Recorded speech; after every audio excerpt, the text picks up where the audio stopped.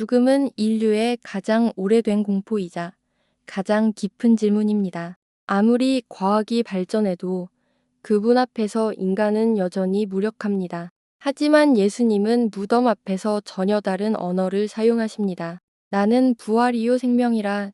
이 한마디는 죽음의 권세를 뚫고 들어오는 신적 선언이자 인간의 절망 위에 던져진 하나님의 희망의 문장입니다.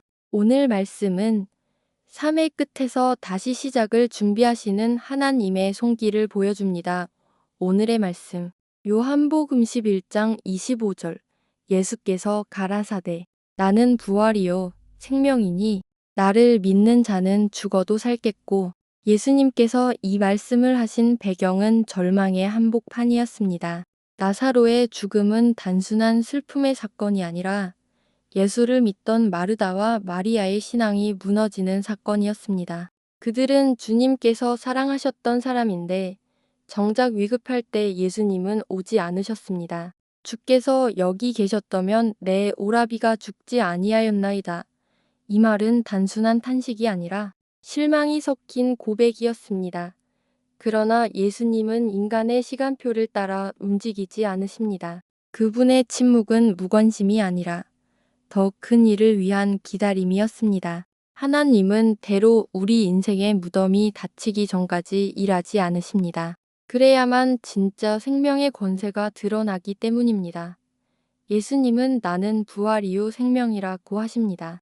이 말씀은 단순한 위로의 말이 아니라 정체성의 선언입니다.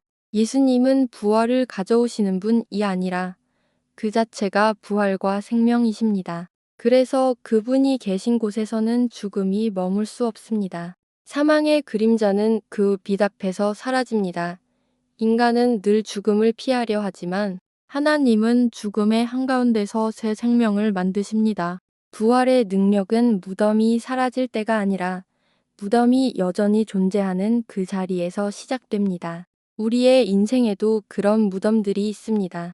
관계가 식어버리고 꿈이 사라지고 기도의 불이 꺼져버린 마음의 무덤들 말입니다. 그러나 하나님은 그곳에서 다시 생명을 일으키십니다. 예수님은 나사로를 향해 나오라 고 명령하셨습니다. 그 한마디로 썩은 냄새가 진동하던 무덤이 생명의 향기로 변했습니다. 이것이 복음의 능력입니다. 인간이 끝이라 부르는 자리에서 하나님은 시작하십니다. 우리도 때로 신앙이 식고 삶이 멈춘 듯 보일 때가 있습니다. 기도의 응답은 늦고 기다림은 길어집니다. 그때 우리는 주님, 이제는 늦었습니다 라고 말하죠. 그러나 하나님은 결코 늦지 않으십니다. 그분의 시간은 인간의 시계와 다릅니다. 우리가 포기한 순간에도 하나님은 여전히 일하고 계십니다. 죽어도 살겠고 아는 말씀은 부활의 미래만을 뜻하지 않습니다. 오늘, 지금 이 순간에도 적용됩니다. 절망으로 죽은 마음이 다시 살아나고 무너진 믿음이 다시 일어서며 잃어버린 사랑이 다시 피어날 수 있다는 약속입니다. 그것이 예수 안에서의 현재형 부활입니다. 우리는 모두 언젠가 이 땅에서의 생을 마치지만 그것이 끝이 아닙니다. 예수님은 죽음을 통과하여 영원한 생명을 여셨습니다. 그분의 부활은 단지 역사 속 사건이 아니라 지금도 우리의 삶 속에서 반복되는 하나님의 패턴입니다. 하나님은 여전히 죽은 것들을 살리십니다.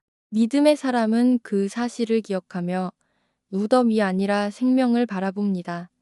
예수님은 우리에게 이렇게 말씀하십니다. 나를 믿는 자는 죽어도 살겠고. 이 말씀을 붙잡는 순간 우리는 더 이상 죽음을 두려워하지 않습니다. 그분의 생명이 내 안에 살아있기 때문입니다. 그 생명은 흔들리지 않는 소망이며 무너진 자리에서 다시 일어설 수 있는 힘입니다. 기도드리겠습니다. 생명의 주님, 제 안에 무너진 믿음과 식어버린 마음에 다시 생명의 숨을 불어넣어 주소서. 죽음 같은 현실 속에서도 주님의 부활을 기억하게 하소서. 끝이라 생각했던 자리에서 새 일을 시작하시는 하나님을 신뢰합니다. 주님이 제 삶의 부활이요 생명임을 고백합니다. 예수님의 이름으로 기도드립니다. 아멘. 하나님은 끝에서 일하십니다. 죽음이라 불리던 자리에서 새 생명을 일으키시죠. 우리의 한계가 곧 하나님의 무대입니다. 오늘 하루 절망 대신 부활을 선택하세요. 그분이 생명이시기에 죽음은 결코 마침표가 아닙니다. 예수님이 계신 곳, 거기에는 언제나 다시 살아남이 있습니다. 지금까지 하늘 말씀이었습니다.